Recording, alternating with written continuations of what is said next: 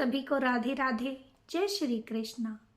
जैसा कि आप सब जानते हो कि हम आपके लिए रोज बहुत ही अच्छी और इंटरेस्टिंग कहानी लेकर आते रहते हैं, तो आज भी हम आपके लिए एक बहुत ही अच्छी और शिक्षाप्रद कहानी लेकर आ गए हैं। तो आइए कहानी को शुरू करते हैं। बहुत समय पहले की बात है। एक राज्य में एक राजा अपनी 7 रानियों के साथ रहता था। सबसे छोटी रानी बहुत सुंदर थी और उसका एक बेटा भी था। राजा की जिंदगी खुशी खुशी बीत रही थी। प्रजा भी अपने राजा से बहुत खुश थी। 7 रानियां मिलजुल कर रहती और एक दूसरे का पूरा ध्यान रखती। सभी छोटी रानी के बेटे को अपने बेटे की तरह प्रेम करती थी और धीरे धीरे समय ऐसे ही बीतता जा रहा था। अब तो छोटी रानी का बेटा 18 वर्ष का हो गया। एक दिन की बात है, राजा शिकार पर गया हुआ था। जब राजा शाम को शिकार करके लौट रहा था तो रास्ते में उसे किसी के रोने की आवाज आने लगी। राजा ने इधर उधर देखा, लेकिन राजा को कोई न दिखाई दिया।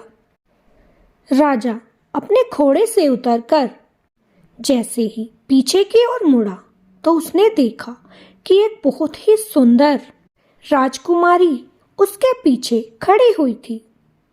राजा ने इतनी सुंदर राजकुमारी अपने जीवन में पहले कभी ना देखी थी।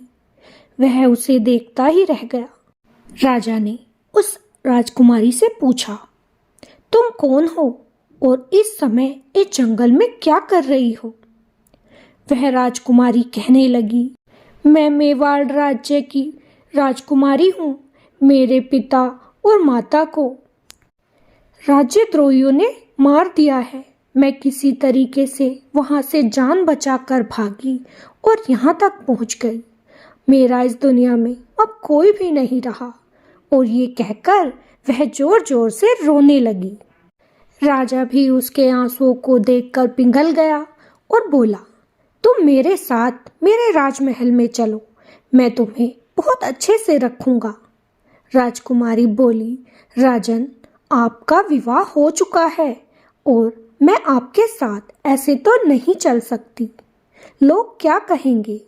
राजा ने कहा, तो क्या हुआ, मैं तुमसे विवाह कर लूंगा और तुम मेरी सबसे छोटी रानी बनकर रहना। राजकुमारी बहुत खुश हो गई। अब तो वह राजकुमारी राजा के साथ महल में पहुंच गई। उसने देखा राजमहल बहुत सुंदर था और राजा की 7 रानियां थी। 7 रानियां एक दूसरे से बहुत प्रेम करती थी। राजकुमारी उन 7 में सबसे अलग थी, सबसे सुंदर। राजा ने उससे उसी दिन विवाह कर लिया। अब तो 7 राजकुमारियां उस राजकुमारी से ईर्ष्या करने लगी कि ये राजकुमारी तो हमसे बहुत सुंदर है, लेकिन ना जाने क्यों इसमें कुछ अजीब सा लगता है। राजा उस सबसे छोटी राजकुमारी के साथ बहुत खुश रहने लगा। अब तो वह अपने बेटे का भी ज्यादा ध्यान न करता और न अपनी किसी रानी से मिलने जाता। बस उस छोटी रानी के पास ही रहता या अपना राज का कार्य करता। ऐसे ही कुछ समय बीत गया। लेकिन अब कुछ दिनों से राजा के यहाँ पर घोड़े हाथी कम हो रहे थे। इस बात की सूचना राजा को दी गई, लेकिन राजा ने इस बात पर ज्यादा ध्यान नहीं दिया और वह अपनी छोटी रानी से मिलने चला गया। धीरे धीरे समय बीतता जा रहा था और उसके घोड़े हाथी धीरे धीरे करके कम होते जा रहे थे। अब तो सैनिक भी कम होने लगे, दास दासियां भी कम होने लगी। लेकिन राजा को किसी प्रकार की कोई चिंता ही नहीं थी कि ये सब राजमहल में हो क्या रहा है। एक रात की बात है, बड़ी रानी को नींद ना आ रही थी। वह राजमहल में रात के समय घूम रही थी। तभी बड़ी रानी ने कुछ ऐसा देखा जिसको देखकर उसे अपनी आंखों पर विश्वास न हुआ। उसने देखा कि सबसे छोटी रानी रात के समय एक सेविका को अपने लंबे लंबे नाखूनों से नोच रही थी और उसे चुड़ैल के रूप में खा रही थी। ये देखकर तो रानी के होश उड़ गए और वह दबे पांव अपने कमरे में भाग गई। सुबह होते ही बड़ी रानी ने ये सारी बात अपनी सारी बहनों को बता दी। अब तो सातों रानी उस रानी का राज जान चुकी थी।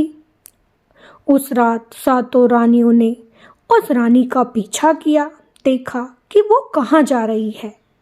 तब वह रानी फिर से अपने खाने की तलाश में इधर उधर घूम रही थी और तभी उसने एक सैनिक को पकड़कर खा लिया। सातों रानियां बुरी तरीके से घबरा गई और ये सारी बात राजा को बताने के लिए सुबह का इंतजार करने लगी। लेकिन उस रात उस चुड़ैल ने उन रानियों को देख लिया था, इसीलिए उसने उसी रात उन रानियों को बेहोश किया और वहां से उठाकर एक जंगल में ले जाकर एक कुएं में डाल दिया। सातों रानियां अब कुएं में बंद हो गई। किसी का कोई अता पता नहीं था। सुबह हुई, चारों तरफ शोर मचने लगा। रानियां कहाँ चली गई? सातों रानियां दिखाई नहीं दे रही। तो राजा ने भी अपनी रानियों को खोजना शुरू कर दिया, लेकिन रानी राजमहल में कहीं भी ना दिखाई दी। राजा सोच में पड़ गया कि सातों रानियां एक साथ कहाँ जा सकती हैं। उस समय छोटी रानी का बेटा बाहर गया हुआ था, लेकिन जब वह राजमहल वापस आया और उसे अपनी माताओं के बारे में पता चला तो वह बड़ा चिंतित हुआ कि सातों माताएं एक साथ कहाँ जा सकती हैं। वह अपनी छोटी माता के कमरे में जब गया तो उसने देखा उस कक्ष में तकिए के नीचे कुछ चमक रहा था। तभी उसने तकिया उठाकर जब वहां देखा तो वहां पर एक राजपत्र लिखा हुआ रखा था। उसने जब पढ़ा तो उसमें लिखा था कि बेटा, जब तक तुम्हें ये पत्र मिलेगा शायद हम बहुत दूर चले जाएंगे, लेकिन अगर तुम ये पत्र को पढ़ लो तो हमें जरूर ढूंढना, क्योंकि जो तुम्हारी सबसे छोटी माता है, छोटी रानी, वह कोई रानी नहीं है, वह तो एक चुड़ैल है और धीरे धीरे वह सबको खा रही है। अब तो उसने हमें भी देख लिया है और शायद कल हम भी नहीं बच पाएंगे। तू अपना ध्यान रखना और अपने पिता को भी इस बात से सचेत करा देना। अब तो लड़के को सारी बात मालूम पड़ गई और उसने उसी रात जागने का निर्णय किया कि देखूं ये छोटी रानी आखिर जाती कहाँ है। लड़का उस रात सोया नहीं और रानी के जागने का इंतजार करने लगा। धीरे धीरे रात बीत रही थी और अब तो आधी रात का समय आ चुका था। आधी रात के समय लड़के को झपकियां लगने लगी तो उसने तुरंत अपनी एक कन की उंगली में छोटा सा चीरा लगा दिया, जिससे उसे नींद ना आए और दर्द होता रहे।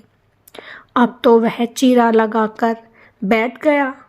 तभी उसने देखा कि छोटी रानी महल से बाहर जा रही थी। उसने भी छोटी रानी का पीछा करना शुरू कर दिया और धीरे धीरे जहाँ जहाँ छोटी रानी जाती वह भी उसके पीछे पीछे जाने लगा। उसने देखा छोटी रानी एक जंगल में एक खंडर बना हुआ था, वहीं पर एक कुआं बना हुआ था। वह छोटी रानी अब अपने असली रूप में आ गई और उसने चुड़ैल का रूप धारण कर लिया। वह उस कुएं के पास पहुंच गई और कुएं की तरफ देखते हुए कहने लगी, बस कल की रात और है। पूर्णिमा की रात को मैं तुम सातों रानियों को खा जाऊंगी और फिर मैं हमेशा के लिए जवान हो जाऊंगी। ये सारी बातें वह लड़का पेड़ के पीछे छिपकर सुन रहा था। ये कहकर वह चुड़ैल फिर से अपने शिकार पर चली गई। अब तो लड़के ने चुड़ैल के जाने के बाद उस कुएं के अंदर देखा तो उसकी सातों माताएं उस कुएं में पड़ी हुई थी। बेचारे को बड़ा दुख हुआ। उसने तुरंत अपनी सातों माताओं को वहां से निकाला और कहा, माँ, अब हम इस चुड़ैल को नहीं छोड़ेंगे, हम आज ही पिताजी को सारी बात बता देंगे। तब बड़ी रानी कहने लगी, नहीं बेटा, ऐसा अनर्थ ना करना, ये चुड़ैल बहुत शक्तिशाली है, ये हम सबको मिलाकर और तुम्हारे पिता को भी खा जाएगी। हमें यहाँ से कहीं दूर जाना होगा। इसके घर पहुँचने से पहले हमें राजा साहब को लेकर यहाँ से कहीं और जाना होगा। अब तो सातों रानी अपने बेटे के साथ राजमहल में पहुँच गई और उन्होंने राजा को सारी सच्चाई बता दी। राजा को पहले तो विश्वास ना हुआ, लेकिन सातों रानियों की बात सुनकर उसने सोचा कि सच्चाई का पता बाद में लगा लूंगा, पहले यहाँ से जिंदा भागने में ही भलाई है। अब तो राजा उन सातों रानियों के साथ अपने बेटे को लेकर उस राज्य से रातों रात बाहर चला गया। जब वह चुड़ैल महल में आई तो उसने देखा चारों तरफ सन्नाटा छाया हुआ था, कोई भी महल में दिखाई नहीं दे रहा था। उसने राजा के कक्ष में जाकर देखा तो राजा वहां पर दिखाई नहीं दिया। अब तो वह उसके बेटे के कक्ष में गई तो वह भी बिल्कुल खाली था। चुड़ैल गुस्से में तमतमाती हुई इधर उधर पागलों की तरह उन्हें ढूंढने लगी, लेकिन उसे वहां पर कोई न मिला। अब तो चुड़ैल किसी न किसी को अपना शिकार बनाने लगी। उधर राजा का बेटा अपनी माता और अपने पिता को लेकर दूसरे राज्य में पहुंच गया था। अपना गुजारा करने के लिए वे सभी एक सेठ के यहाँ काम पर लग गए। सेठ के यहाँ सातों रानियां और राजा तेल पेलने का कार्य करने लगे। एक दिन राजा का बेटा नदी पर पानी पीने गया हुआ था। तभी उसने देखा कि एक कछुआ उल्टा पड़ा हुआ धूप में तड़प रहा था। उसे उस पर बहुत दया आ गई। उसने उसे उठाया और नदी में छोड़ दिया। कछुआ जैसे ही नदी में गया तो उसे बड़ी राहत मिली। वह बहुत खुश हुआ और राजा के बेटे से बोला, भाई, तूने आज मेरी मदद की है, बता तुझे क्या चाहिए।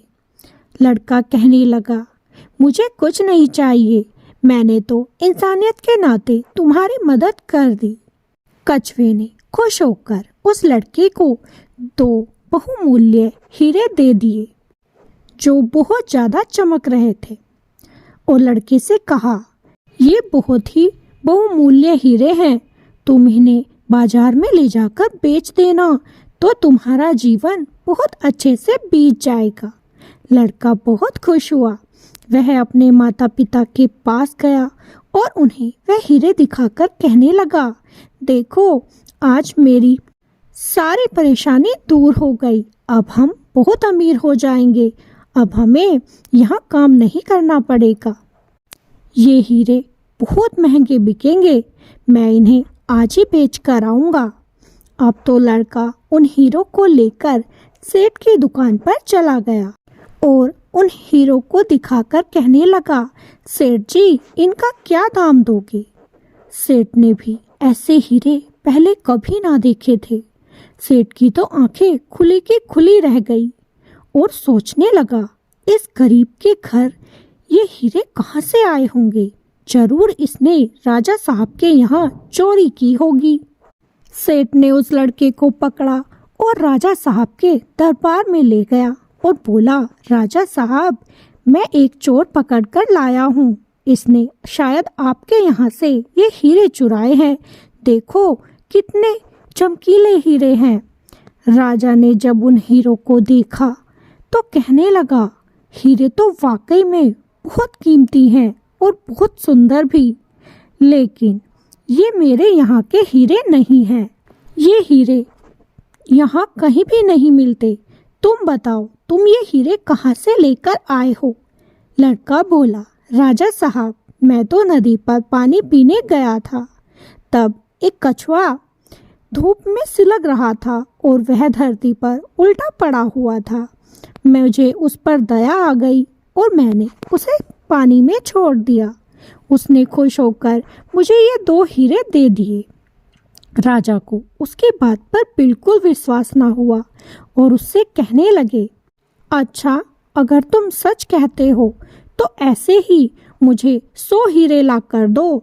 अगर तुमने 100 हीरे ला कर दे दिए तो मैं तुम्हारे माता पिता को छोड़ दूंगा और तुम्हें एक महल भी इनाम में दूंगा। अगर ऐसा ना किया तो मैं तुम्हारे माता पिता को कोल्लू में पिलवा दूंगा। लड़का बहुत ज़्यादा घबरा गया। अब क्या होगा? मुझे ये 2 हीरे तो उस कछुए ने दे दिए थे, लेकिन क्या वो मुझे 100 हीरे दे पाएगा? चलो एक बार उसके पास जाकर देखता हूँ। लड़का उसी समय दुखी मन से उस नदी पर पहुँच गया। उसने वहाँ पर जाकर कछुए को आवाज़ लगाना शुरू किया, कछुए भाई, तुम कहाँ हो? मैं बहुत मुसीबत में हूँ। इतना कहते ही वह कछुआ नदी के किनारे आ पहुँचा और बोला, भाई क्या बात है, क्यों याद करते हो? तब लड़का रोने लगा और बोला, कछुए भाई, तुमने जो मुझे हीरे दिए थे, आज उनकी वजह से मैं बहुत बड़ी मुसीबत में आ चुका हूँ। वे हीरे मैं घर लेकर गया और फिर सोचा कि इन्हें बेचकर कुछ पैसे कमा लूँ, लेकिन सेठ मुझे राजा साहब के पास लेकर चला गया और राजा साहब मुझ पर चोरी का इल्ज़ाम लगाते हैं। वो कहते हैं कि अगर तुम्हें ये हीरे किसी कछुए ने दिए हैं तो ऐसे ही 100 हीरे और ला कर दो। अब बताओ, मैं ये हीरे कहाँ से ला कर दूंगा? ये हीरे तो तुमने मुझे दिए थे।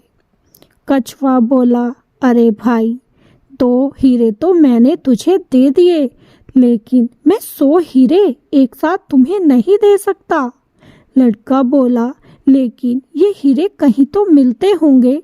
भाई, क्या तू मुझे वहाँ का पता बता सकता है? कछुआ कहने लगा, हाँ, पता तो बता सकता हूँ, लेकिन तू वहाँ से जिंदा नहीं आ पाएगा, क्योंकि वहाँ जो भी जाता है वह वापस नहीं आ सकता। लड़का जिद कर बैठा, नहीं, मुझे उस जगह जाना है, बस तुम मुझे वहाँ का पता बता दो। कछुआ बोला, पता क्या, मैं तो तुम्हें वहाँ तक छोड़ आऊँगा, लेकिन तुम्हें वहाँ से जिंदा आना नामुमकिन है, क्योंकि इस नदी के पार एक घना जंगल है। उस जंगल में एक गुफा बनी हुई है। उस गुफा के अंदर एक बहुत विशाल भयानक राक्षस रहता है। उसने एक राजकुमारी को वहाँ पर बंदी बनाकर रखा है, क्योंकि वह उससे शादी करना चाहता है, लेकिन वह उससे शादी नहीं करना चाहती।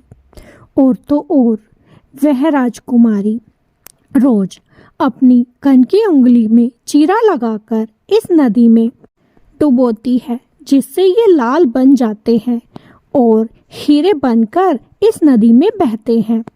ये रोज रोज नहीं होता। जब भी राजकुमारी बहुत ज़्यादा उदास होती है और इस नदी पर पानी लेने आती है, तभी ये सब होता है। लड़के ने जब ये बात सुनी तो वह कहने लगा, मैं उस तरफ जरूर जाऊंगा, जो होगा देखा जाएगा। अब तो कछुए ने उसे अपने पीठ पर बिठाया और नदी के दूसरे छोर पर ले जाकर छोड़ दिया। लड़का कछुए का शुक्रिया करने लगा और बोला, भाई, अगर जिंदा बचा तो तुझे आकर यहीं पर पुकारूंगा, तो मुझे लेने आ जाना। कछुआ कहने लगा, हाँ, एक बार आवाज़ देगा तो मैं जरूर आऊँगा। ये कहकर लड़का भी वहाँ से चला गया। अब तो लड़का घने जंगल की ओर बढ़ने लगा। जब बढ़ते बढ़ते वह जंगल के बहुत अंदर तक चला गया तो उसने देखा कि सामने एक गुफा बनी हुई थी। अब तो लड़का समझ गया कि ये वही गुफा है जिसमें वह राजकुमारी कैद है। लड़का डरते डरते उस गुफा के अंदर जा पहुंचा तो देखा कि एक बहुत ही सुंदर राजकुमारी सामने बैठी हुई थी। राजकुमारी ने जब अपनी गुफा में एक सुंदर नौजवान युवक को देखा तो देखते ही रह गई और उसे देखकर हंसने लगी। लड़का उसके और नजदीक चला गया, लेकिन तभी वह फिर रोने लगी। लड़का बड़ा आश्चर्य में डूब गया कि ये मुझे देखकर पहले तो हंसी और फिर रोई क्यों।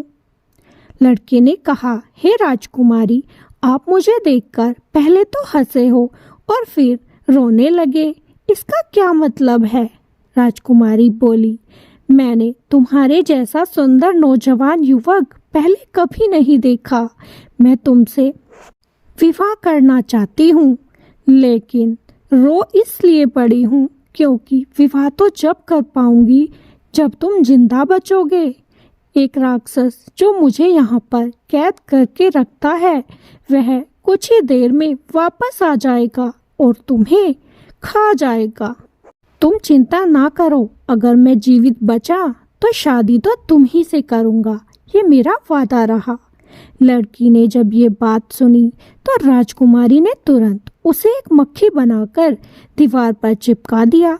उसी समय वह राक्षस अपने भारी भारी कदमों से उस गुफा के अंदर आ पहुंचा और बोला, सू सा मानसगंध, सू सा मानसगंध।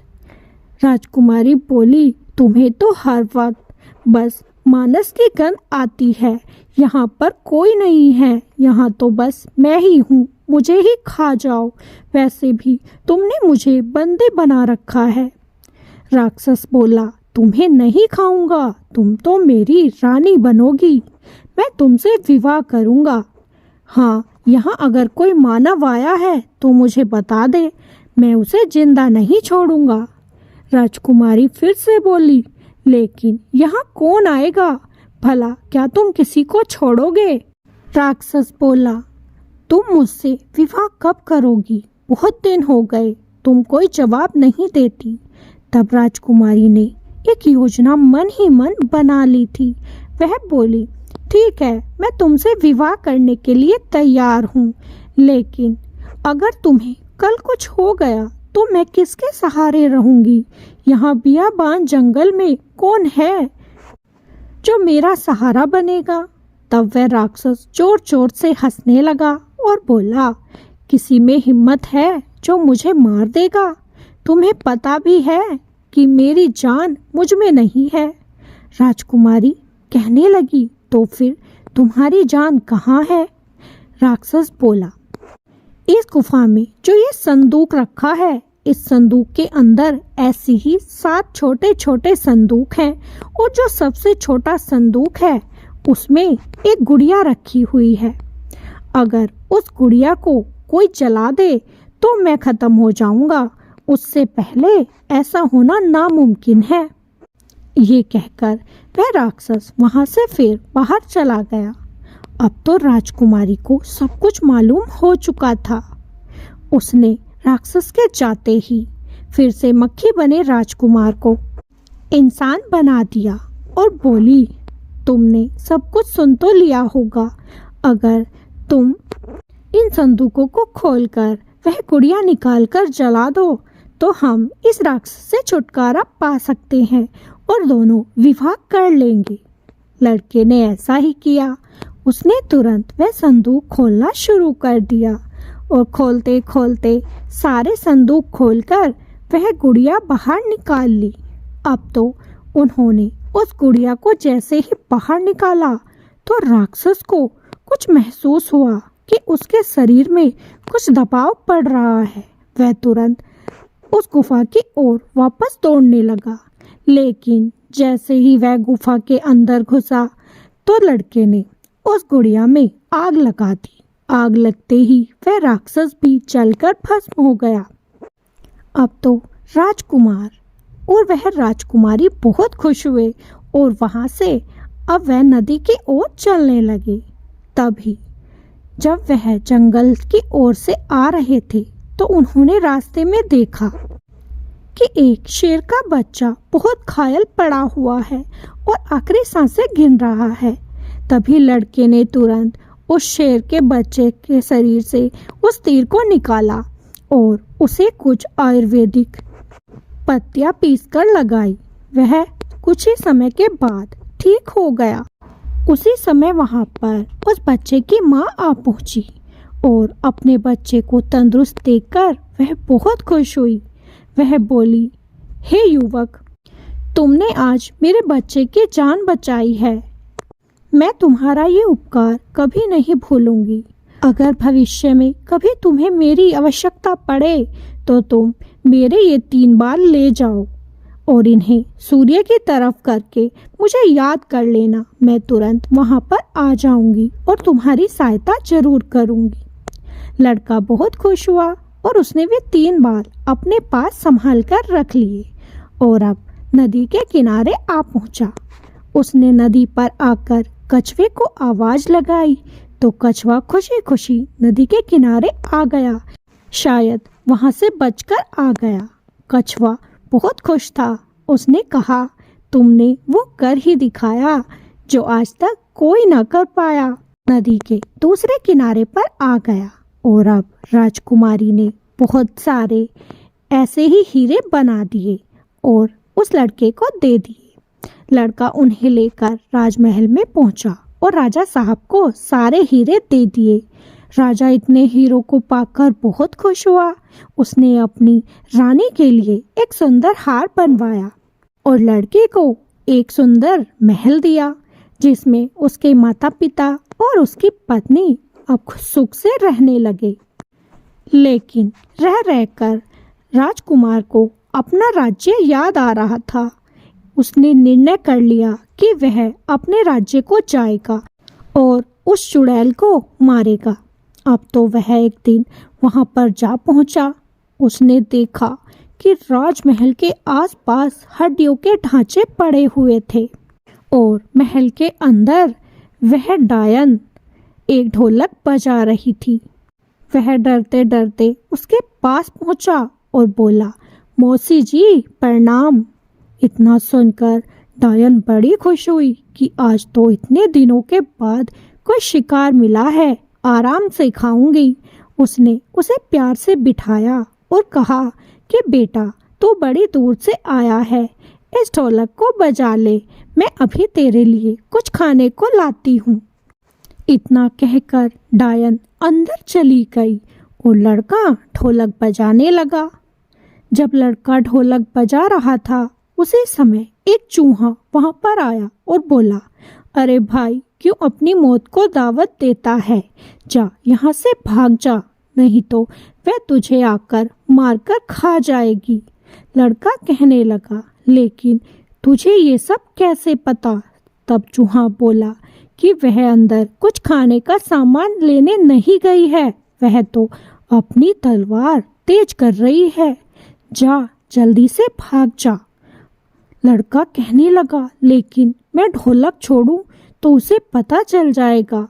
चूहे ने कहा, तू यहाँ से भाग जा, मैं ये ढोलक बजाता हूँ।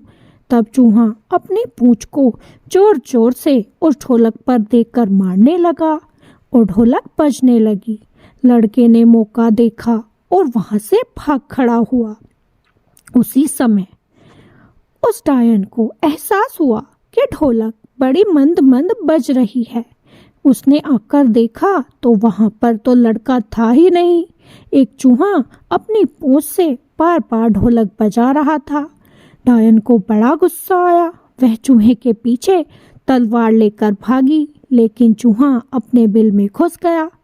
अब तो वह डायन महल से बाहर भागने लगी और भागते भागते उसने उस लड़के को देख लिया। अब तो लड़का जब पीछे मुड़कर देखता तो डायन पीछे पीछे भागती। लड़का आगे आगे, डायन पीछे पीछे। दोनों एक जंगल में जा पहुंचे। जंगल में एक बहुत बड़ा वृक्ष था जिस पर लड़का अपनी जान बचाने के लिए चढ़ गया। डायन अब बूढ़ी हो चुकी थी, इसीलिए वह पेड़ पर तो नहीं चढ़ सकती थी, लेकिन वह अपनी तलवार से उस पेड़ को काटने लगी। लड़के ने सोचा, आज तो तुझे कोई नहीं बचा सकेगा। लगता है तेरा अंतिम दिन आ चुका है। जब उसे कोई रास्ता दिखाई ना दिया तो उसे उस शेरनी की याद आई। उसने तुरंत वे 3 बाल निकाले और सूर्य देव की तरफ करके बोला, हे शेरनी माँ, आज मेरी रक्षा करो। इतना सुनते ही शेरनी वहां पर आ गई, उस डायन को खा लिया। डायन अब खत्म हो चुकी थी। लड़का सुरक्षित महसूस कर रहा था। वह नीचे उतरा, शेरनी का धन्यवाद किया और फिर अपने माता पिता के पास चला गया।